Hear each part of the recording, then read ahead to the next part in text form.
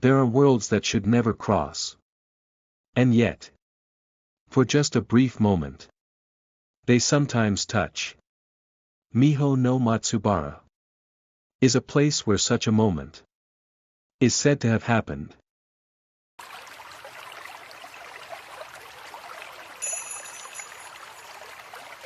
Hello. My name is Mayumi Kagura. I am a walking Miko. As I travel across Japan, I listen to the memories and prayers that remain in shrines and landscapes, and translate them into words for our time.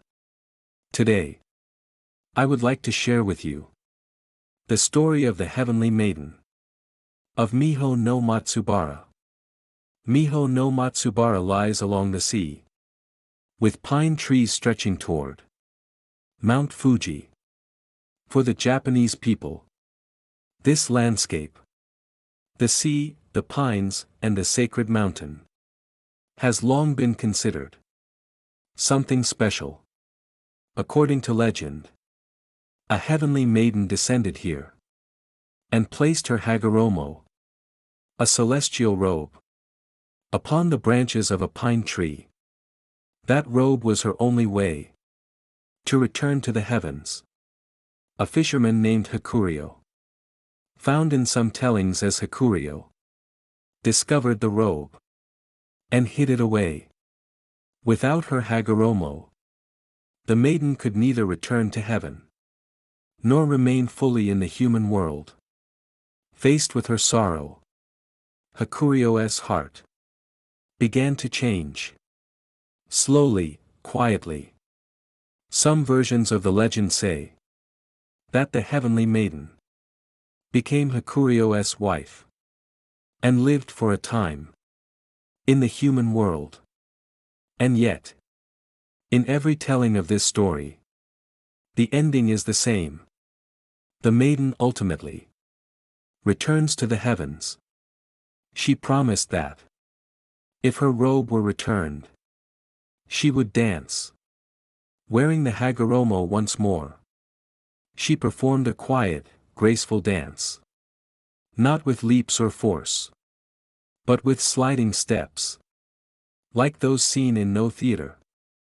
After the dance, the Heavenly Maiden rose into the sky, passing beyond Mount Fuji, and returned to where she belonged. A trace that remains today.